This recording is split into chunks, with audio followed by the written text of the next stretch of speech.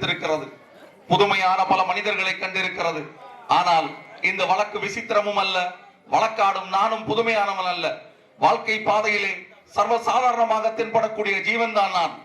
கோயிலே குழப்பம் விளைவித்தேன், பூசாரியை தாக்கினேன், குற்றம் சாட்டப்பட்டிருக்கிறேன். இப்படியெல்லாம் நீங்கள் எதிர்பார்ப்பீர்கள் நான் இதையெல்லாம் மறக்க போகிறேன் என்று. இல்லை, நிச்சயமாக இல்லை. கோவிலே குழப்பம் விளைவித்தேன், கோயில் கூடாது என்பதற்காக அல்ல, கோயில் கொடியவர்களின் கூடாரமாக இருக்க கூடாது என்பதற்காக.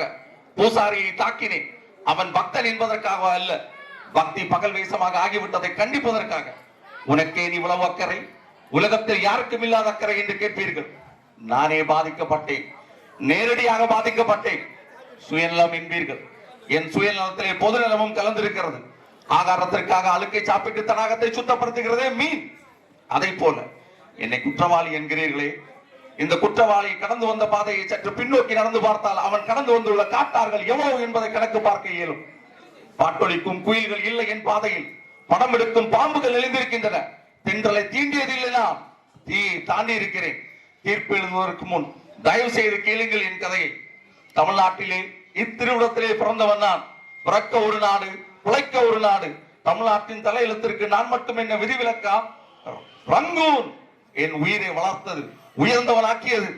திருமண கோலத்திலே இருக்கும் தங்கையை காண ஓடோடி வந்தேன். இதோ மோசடி வழக்கிலே குற்றவாளியாக நிற்கிறாரே இந்த ஜாலக்காரி ஜாலி. இவள் வலைகளிலே விழுந்தவர்களை நானும் ஒருவன். பணப்பெட்டியை பறிகொடுத்தேன், பசியால் திரிந்தேன், மெலிந்தேன், நலிந்தேன், கடைசியில் பைத்தியமாக மாறினேன்.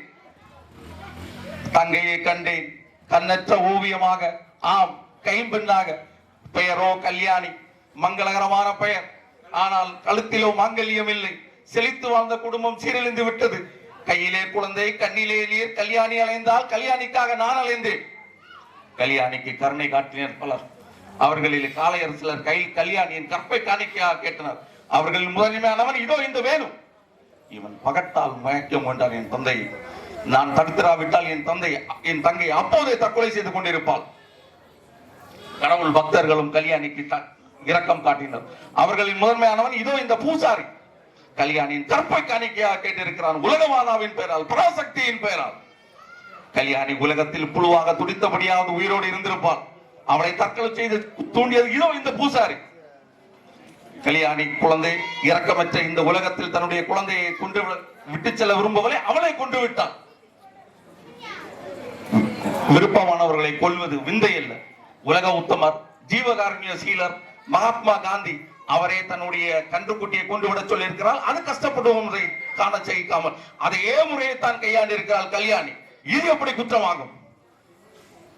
வெளிநாட்டில் இருந்து திரும்பி வாழ வந்த தமிழனுக்கு வாழ வழி இல்லை. தமிழ்நாட்டில் பிறந்த ஒரு பெண்ணுக்கு வாழ்வதற்கு பாதுகாப்பு இல்லை.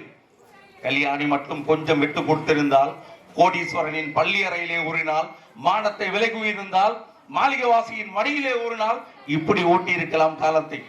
இதைத்தான் விரும்புகிறதா இந்த நீதிமன்றம்? பணம் என் தங்கையை பயமுறுத்தியது, ஓடினாள். பகட்டு என் தங்கையை பயமுறுத்தியது, மீன் ஓடினாள். ஓடினால் வாழ்க்கையின் ஓரத்திற்கே ஓடினாள். அவள் ஓட்டத்தை நிறுத்தி இருக்க வேண்டும், வாட்டத்தை போக்கி இருக்க வேண்டும். இந்த சட்டத்தை நீட்டுவோம். செய்தார்களா? வாழ விட்டார்களா என் கல்யாணியை? இதுவும் என் வழக்கு தான். தங்கையின் கற்பை எண்ணிய பறிக்க எண்ணிய மாபாவிக்கு புத்தி புகட்டுவதில், அண்ணன் ஓடுவதில் என்ன தவறு இருக்கிறது? கல்யாணி குழந்தையை கொன்றது ஒரு குற்றம், நான் பூசாரியை தாக்கியது ஒரு குற்றம். இந்த குற்றங்கள் எல்லாம் களையப்படும் வரை என் போன்ற குணசேகரங்களும் கன்னியாளிகளும் குறைய போவதில்லை. இதுதான் எங்கள் வாழ்க்கையின் பக்கத்தை எந்த பக்கம் புரட்டினாலும் காணப்படும் பாடம், பகுத்தறிவு, பயனுள்ள அரசியல் தத்துவம். நன்றி.